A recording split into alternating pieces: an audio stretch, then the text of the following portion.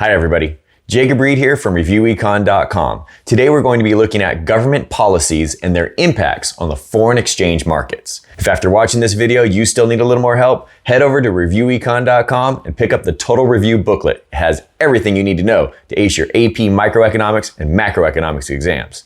Let's get into the content.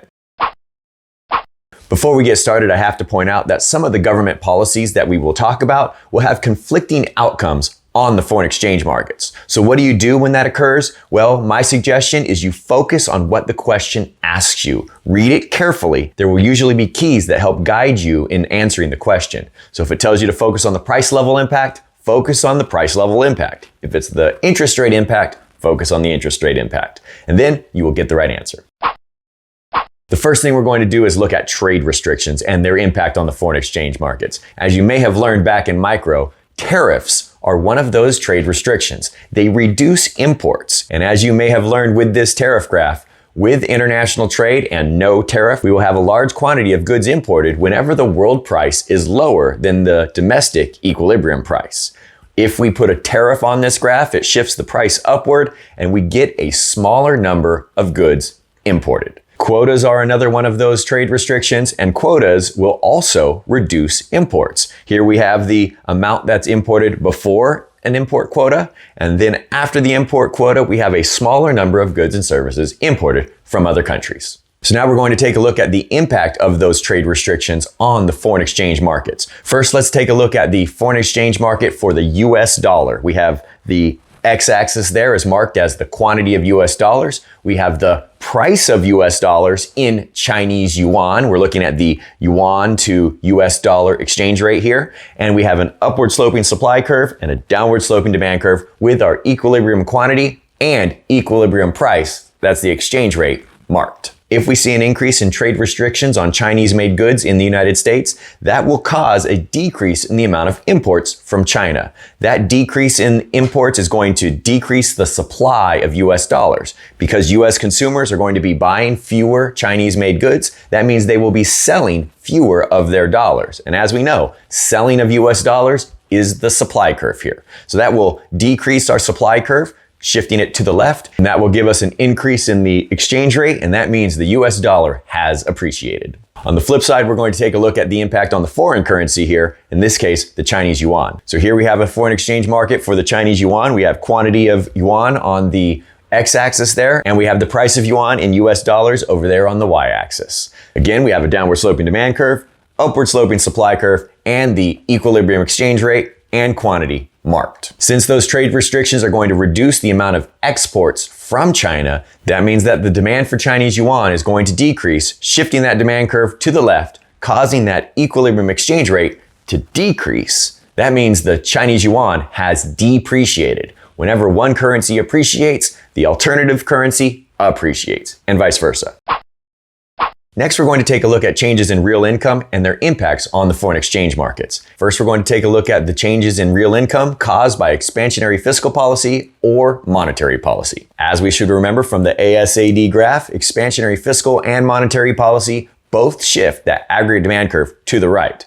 And that is going to cause our real income, real GDP is what it's also called, to increase as a result. And when national income increases, citizens within that country are going to buy more of everything, including imports from other countries. And now we're going to take a look at the impact of those policies on the foreign exchange market for the US dollar. Since US citizens are going to be demanding more foreign-made goods, including those made from China, that means consumers are going to increase their supply of US dollars and increase their demand of Chinese yuan as they demand more imports. So that means the supply of US dollars is going to increase and the currency is going to depreciate, which means the exchange rate has fallen. On the flip side, we're going to see an increase in the demand for Chinese yuan, and the Chinese yuan is going to appreciate. Next, when it comes to contractionary fiscal and monetary policy, as you remember on the ASAD graph, that is going to be a decrease in the aggregate demand curve. And with that leftward shift of the aggregate demand curve, we are going to see a decrease in real income, shifting from YF to Y1. And with that decrease in national income,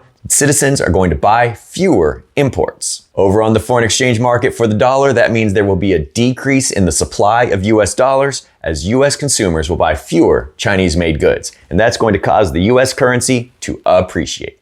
And over on the foreign exchange market graph for the Chinese yuan, we are going to see a decrease in the demand for US dollars, and that is going to mean that the Chinese yuan is going to depreciate. So next we're going to take a look at changes in the price level and see how those impact the foreign exchange markets. Well, if we have expansionary fiscal or monetary policy, that's going to, as we just saw, increase the aggregate demand curve, and that causes the price level to increase as well. That increase in the price level means that domestic goods are going to be more expensive, and as a result, foreign goods are going to be relatively cheaper. Over on the foreign exchange market graph, since we're going to see an increase in imports and a decrease in exports, that means our supply of US dollars is going to increase as we demand more foreign-made goods. And at the same time, since foreigners will be buying fewer of our more expensive, thanks to the increase in the price level, domestic goods, we are going to export less. That means the demand for US dollars is also going to decrease. Both of those shifts mean that our exchange rate is going to fall and our currency is going to depreciate. Over on the Chinese yuan graph, since we are going to see a decrease in imports and an increase in exports, that means we are going to see a decrease in the supply of Chinese yuan as Chinese consumers buy fewer US-made goods, and we will see an increase in the demand for Chinese yuan as US consumers demand more Chinese-made goods. That is going to cause the currency in China to appreciate. If, on the other hand, we see contractionary fiscal and monetary policy, that will cause our price level to decrease. That lower price level makes our domestic goods cheaper, and foreign goods will be relatively more expensive as a result. Over on that foreign exchange market for the US dollar, US imports are going to decrease as a result of foreign goods being relatively more expensive than domestic made goods thanks to our decrease in the price level, and exports are going to decrease because our goods are relatively cheaper as a result of our price level falling. That means that the supply of US dollars is going to decrease and the demand for US dollars is going to increase. Both of those shifts are going to cause the US dollar to appreciate. Over on the Chinese yuan graph, since we have an increase in Chinese imports and a decrease in Chinese exports as a result of the change in the price level in the United States, that means we're going to see an increase in the supply of Chinese yuan as Chinese citizens demand more US-made goods, and we are going to see a decrease in the demand for Chinese yuan as US consumers buy fewer Chinese-made goods. Both of those shifts are going to cause the Chinese yuan to depreciate. So the next thing we're going to look at is changes in interest rates and how those impact the foreign exchange markets. The first thing we're going to look at is contractionary fiscal policy and expansionary monetary policy. Let's remember how contractionary fiscal policy impacts the interest rate in the loanable funds market. We could see an increase in the supply of loanable funds or a decrease in the demand for loanable funds. Remember, either shift you pick is perfectly acceptable on the AP macroeconomics exam, but either shift will drive down the interest rate in the loanable funds market. Now, expansionary monetary policy will also decrease the interest rate, so both policies decrease that interest rate. To see the impact on the foreign exchange market, we have to remember that both policies decrease that real interest rate. We are going to see that foreign investors will seek higher interest rates elsewhere. That means that US will see a net financial capital outflow as foreign investors sell US assets and therefore sell US dollars in order to buy foreign currencies where they can buy foreign assets with higher interest rates. That means China, in this example here, we're looking at China versus the United States, they will see a net financial capital inflow, and that is because foreign investors are going to buy Chinese yuan as they buy Chinese interest-bearing assets. Over on the foreign exchange market for the US dollar, we are going to see an increase in the supply of US dollars as foreign investors sell US assets and therefore sell US dollars. And we are going to see a decrease in the demand for US dollars because foreign investors will be less likely to buy US assets as a result of the lower interest rate in the United States. Both of those shifts are going to cause the US currency to depreciate as a result of the decrease in the US interest rate. Over on the foreign exchange market for the Chinese yuan, we are going to see an increase in the demand for Chinese yuan and a decrease in the supply of Chinese yuan. Both of those shifts are going to cause the Chinese yuan to appreciate as a result. But if instead we see expansionary fiscal policy or contractionary monetary policy, those will have a different impact on the interest rate.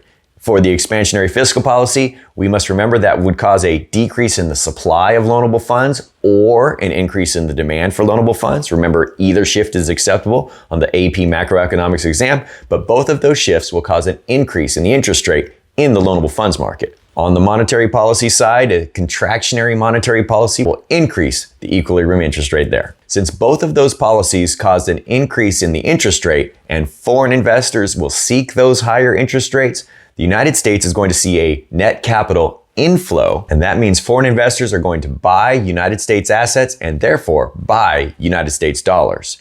On the flip side, China will see a net capital outflow and people will sell Chinese yuan and Chinese interest-bearing assets as a result. Now let's see the impact on the foreign exchange market for the US dollar. Since foreign investors are seeking those higher interest rates found in the United States, we are going to see an increase in the demand for US dollars, and people who already have US dollars will be less likely to sell them, so we will see a decrease in the supply of US dollars as well.